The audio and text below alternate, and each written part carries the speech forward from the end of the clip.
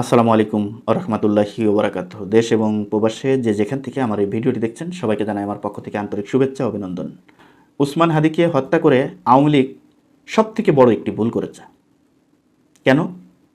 আপনারা জানেন যে এই আওয়ামী লীগ সরকারের পতন হয়েছে প্রায় 15-16 মাস হচ্ছে। পতনের পর থেকে বিভিন্ন মহল থেকে এবং সামাজিক যোগাযোগ মাধ্যম থেকে শুরু করে আওয়ামী লীগের পক্ষে অনেকেই কথা বলতো। অনেকে বলতো যে আগের সরকারই ভালো ছিল। এটা তারা কি বুঝে বলে না বলে সেটা হচ্ছে তাদের ব্যাপার, কিন্তু অনেকে বলে এটা আয়নার মতো পরিষ্কার। অনেক ভিডিও আছে, অনেক বক্তব্য আমরা শুনেছি এবং সাধারণত চার দোকানে বিভিন্ন জায়গায় গেলে আওয়ামী লীগের পক্ষে অনেকে কথা বলে।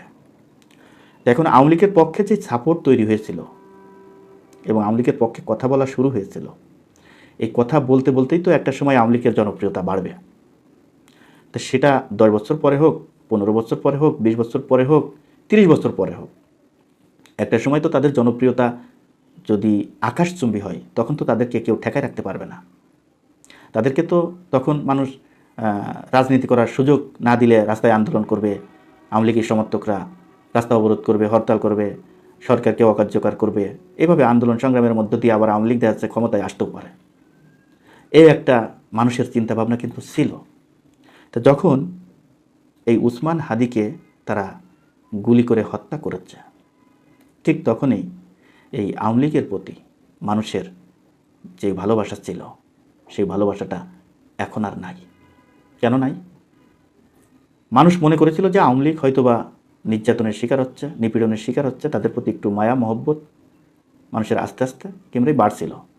যখন দেখছে আওয়ামী লীগ সেটি না করে আওয়ামী লীগ সন্ত্রাসীর পথ বেছে নিয়েছে, মানুষ হত্যা করে তারা ক্ষমতায় আসতে চায়, দেশে একটা অস্থিতিশীল অবস্থা তৈরি করতে চায়, দেশে একটা অরাজকতা সৃষ্টি করতে চায়, তখন মানুষ বুঝে গেল যে আওয়ামী লীগ যেই রাস্তাটা বেছে নিয়েছে এটা অত্যন্ত কঠিন রাস্তা, আর এই রাস্তা বেছে নিলে কেউ কখনো জনগণের প্রকৃতি ভালোবাসা কখনোই পাবে না।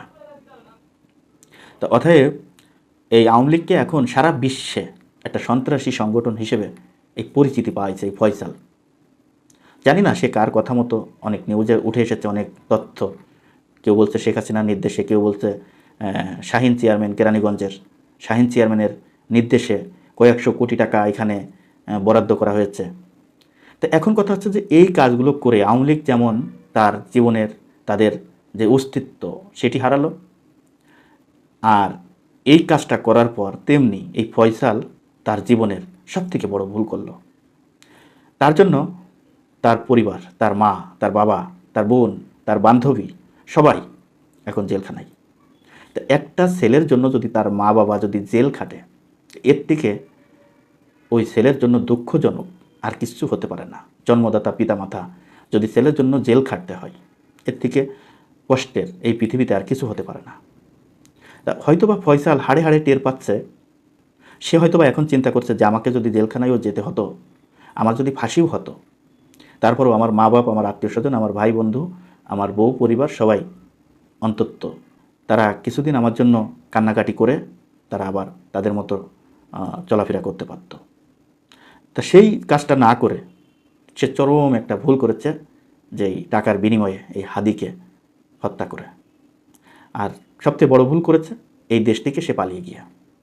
তো এখন কথা হচ্ছে যে এই দেশ থেকে যে সে পালিয়ে গেল, এটা কি আসলে কি সে পালিয়ে গিয়েছে? এটা কি সম্ভব? এত বড় একজন মাপের জুলাই যোদ্ধা উসমান হাদি, এত বড় মাপের একজন মানুষ, তাকে মেরে ইন্ডিয়ায় পালিয়ে যাবে একটা সন্ত্রাসী, এটা কেউ বিশ্বাস করবে? এটা তো বিশ্বাস করতে কষ্ট হচ্ছে। না, বাংলাদেশেই তিনি আছে, এই বিষয় নিয়ে কিন্তু বিভিন্ন মত, বিভিন্ন মতামত বিভিন্ন সোর্স থেকে উঠে আসছে এবং কিছু কিছু নিউজে যেটি পাওয়া যাচ্ছে যে উসমান হাদিকে যে হত্যা করেছে ফয়সাল, তিনি আসলে ভারতে যান নাই, তিনি বাংলাদেশের কোথাও পালিয়ে আছে।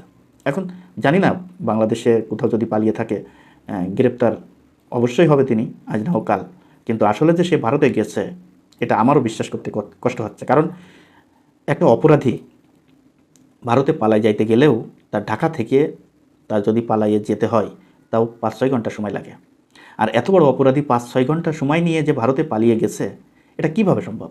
সেখানে বিজিবি কি করেছে, প্রশাসন কি করেছে, কিভাবে পালিয়ে গিয়েছে? সেখানে তো বর্ডার সীমান্তে নিরাপত্তা জোরদার করা হয়েছিল, তাহলে কিভাবে পালিয়ে গিয়েছে? যদি পালিয়ে যায় তাহলে নিশ্চয়ই এই বর্ডার সীমান্তে যারা দায়িত্বে আছে, প্রশাসনের দায়িত্বে যারা রয়েছে, অবশ্যই তারা জানতো, তারা অবশ্যই দায়ী। আর যদি সে না পালায়, কিছু কিছু প্রশাসনের কাছ থেকে আমরা পাচ্ছি যে সে পালায় যাইতে পারে না, এরকম কোনো তথ্য নাই। সে যদি না পালায়, ওয়েলকাম, তাহলে সে অবশ্যই গ্রেপ্তার হবে। যদি সে গ্রেপ্তার হয় তাহলে প্রশাসন দায় এড়াতে পারবে। আর যদি সে গ্রেপ্তার না হয়, সে যদি সত্যি সত্যি ইন্ডিয়ায় চলে যায়, তাহলে এই প্রশাসন কখনোই এই দায় এড়াতে পারবে না। দর্শক, আজ এই পর্যন্ত। যদি ভিডিওটি ভালো লেগে থাকে, আপনাদের কাছে অনুরোধ থাকবে ভিডিওটি বেশি বেশি করে শেয়ার করবেন, লাইক করবেন এবং আপনাদের মতামত আপনারা কমেন্ট বক্সে জানিয়ে যাবেন। দর্শক, ভালো থাকবেন, সুস্থ থাকবেন।